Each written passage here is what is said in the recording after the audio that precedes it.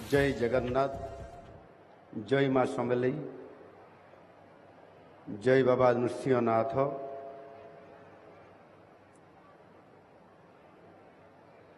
आज आम पश्चिम ओडिशार तथा भारत एवं ओडिशार भातहांडी को जाउथबा बरगड़ जिलार ये सहेलारे एवं सहेलार ये इच्छापाली ग्राम रे आज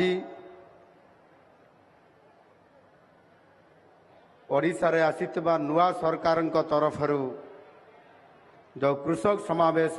करा जाउछि। एई अवसर रे आज ये सभा मंच रे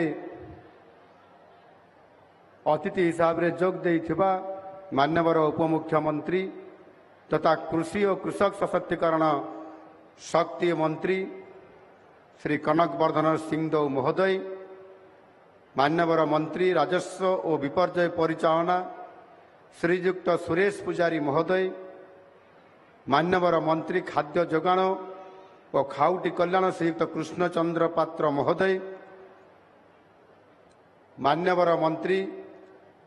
समवाय हस्ततंत्र बयन शिल्प और हस्तशिल्प श्रीयुक्त प्रदीप बड़ सामंत महोदय, मान्यवर सांसद बरगढ़ श्री प्रदीप पुरोहित महोदय,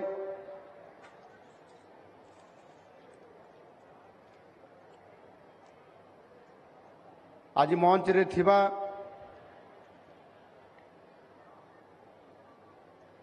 सम्मानित हई आज आम ए अंचल को रुद्धिमंत करिथिबा विशिष्ट व्यक्तित्व पद्मश्री डॉक्टर हलधर नाग महोदय, पद्मश्री श्री भागवत प्रधान महोदय, आज ये मंच रे उपस्थित थिबा ये जिलार मान्यवर विधायक भटली श्री इराशीष आचार्य महोदय, मान्यवर विधायक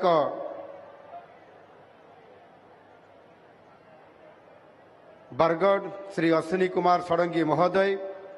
मान्यवर विधायक अताबिरा श्री निहार महानंद महोदय,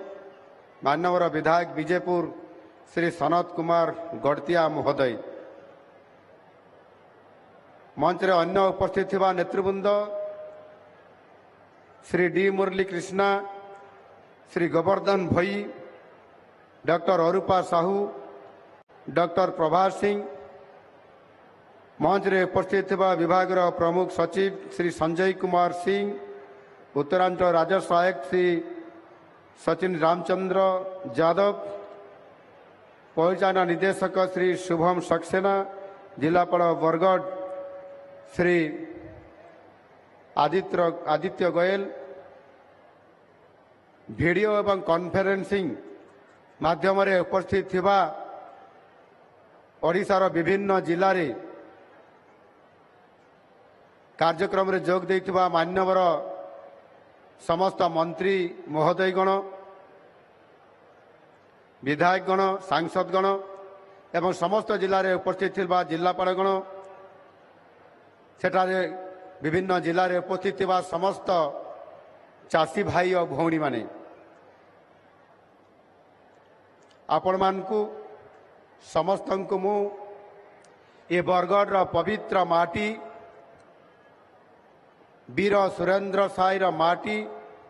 शहीद माधव सिंह माटी बाबा नृसिंहनाथंकर भूमि को आसी मु आज विशेष भाव में आनंदित। आज सारा दिनटी ओडिशा पाई एक ऐतिहासिक दिन हब। आज दिनटी सारा ओडिशा पाई निश्चित भाव में एक आनंदर दिन हब। विशेषकर कृषि और कृषक मानकर पाई ଆଜିର ଦିନଟି ନିଶ୍ଚିତ ଭାବରେ ସ୍ୱର୍ଣ୍ଣାକ୍ଷରରେ ଲିପିବଦ୍ଧ ହୋଇ ରହିବ। ଆଜି ଆପଣମାନଙ୍କର ସରକାର ଆପଣମାନଙ୍କୁ ଓଡ଼ିଶାର ଲକ୍ଷ ଲକ୍ଷ ଚାଷୀ ଭାଇ ଭଉଣୀମାନଙ୍କୁ ସେମାନଙ୍କର କଠୋର ପରିଶ୍ରମର ପ୍ରକୃତ ମୂଲ୍ୟ ପ୍ରଦାନ କରିବାକୁ ସୁଦୂର ଓଡ଼ିଶାର ରାଜଧାନୀ ଭୁବନେଶ୍ୱରରୁ ଆସିକି ଆଜି ଇଏ ବରଗଡ଼ର ସହେଲାଠାରେ ଆଜି ସରକାର ନିଜେ ପହଞ୍ଚିଛନ୍ତି। ଚାଷୀ ଭାଇ ଭଉଣୀମାନଙ୍କୁ ସମ୍ମାନ ଜଣାଇ ଏବଂ ଆମ ସରକାରର ପ୍ରତିଶ୍ରୁତି ପାଳନ କରି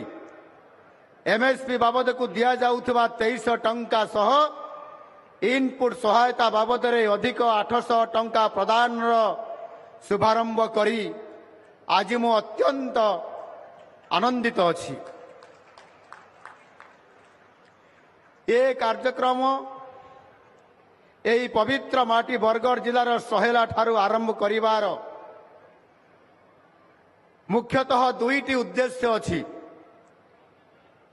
ପ୍ରଥମଟି ହେଉଛି ଏଠାରେ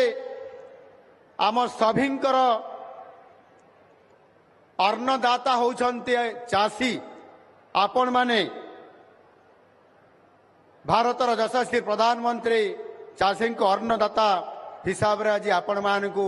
ସମ୍ମାନିତ କରିଛନ୍ତି ଏବଂ ଏ ଅନ୍ନଦାତା ଚାଷୀଙ୍କୁ 2016 ମସିହାରେ ପ୍ରତାରଣାର ପ୍ରତିଶ୍ରୁତି ଦିଆଯାଇଥିଲା। ତତ୍କାଳୀନ ମୁଖ୍ୟମନ୍ତ୍ରୀ ନବୀନ ପଟ୍ଟନାୟକ କ୍ୱିଣ୍ଟାଲ ପିଛା 100 ଟଙ୍କା ଚାଷୀଙ୍କୁ ବୋନସ୍ ଦେବା ପାଇଁ ମିଛ ପ୍ରତିଶ୍ରୁତି ଦେଇଥିଲେ।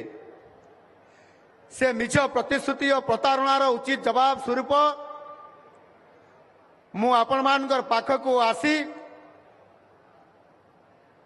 ଭାରତୀୟ ଜନତା ପାର୍ଟି ନିର୍ବାଚନ ପୂର୍ବରୁ ତାର ଘୋଷଣା ପତ୍ରରେ ଚାଷୀଙ୍କୁ ନ୍ୟାୟ ଦେବା ପାଇଁ ଚାଷୀଙ୍କର ଆୟକୁ ଦ୍ୱିଗୁଣିତ କରିବା ପାଇଁ ଚାଷୀଙ୍କୁ ସଶକ୍ତକରଣ କରିବା ପାଇଁ କ୍ୱିଣ୍ଟାଲ ପିଛା 800 ଟଙ୍କାରୁ ଅଧିକ ଇନପୁଟ୍ ଆସିଷ୍ଟାଣ୍ଟ ଇନପୁଟ୍ ସହାୟତା ଦେବା ପାଇଁ ପ୍ରତିଶ୍ରୁତି ଦେଇଥିଲା। ଆଉ ଆପଣମାନେ ସମସ୍ତେ ଆଜି ଅନୁଭବ କରୁଥିବେ ଆପଣମାନେ ଭାରତର ଯଶସ୍ୱୀ ପ୍ରଧାନମନ୍ତ୍ରୀ ନରେନ୍ଦ୍ର ମୋଦିଜୀଙ୍କର ପ୍ରତିଶ୍ରୁତିକୁ ତାଙ୍କର କଥାକୁ ରକ୍ଷା କରି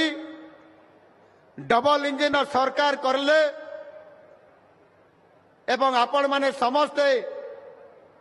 ଭାରତୀୟ ଜନତା ପାର୍ଟିକୁ ଭରସା କରି ନୂଆ ସରକାର ଆଣିଲେ। ଆଉ ନୂଆ ସରକାର ଆସିବା ମାତ୍ରେ ଜୁନ ମାସ 12 ତାରିଖରେ ଯେତେବେଳେ ଶପଥ ପାଠ ଉତ୍ସବରେ ଶପଥ ନେଲେ ସରକାର, ତାହାର ଗୋଟିଏ ଘଣ୍ଟା ପରେ ହିଁ ମୋତେ କ୍ୟାବିନେଟ ଡାକିବା ପାଇଁ ପଡ଼ିଲା ଏବଂ କ୍ୟାବିନେଟ ବୈଠକରେ ଆମେ 4ଟି ଗୁରୁତ୍ୱପୂର୍ଣ୍ଣ ନିଷ୍ପତ୍ତି ନେଲୁ। 4ଟି ଗୁରୁତ୍ୱପୂର୍ଣ୍ଣ ନିଷ୍ପତ୍ତି। ଆଉ ସେ 4ଟି ଗୁରୁତ୍ୱପୂର୍ଣ୍ଣ ନିଷ୍ପତ୍ତି ମଧ୍ୟରୁ ଚାଷୀଙ୍କ ପ୍ରତି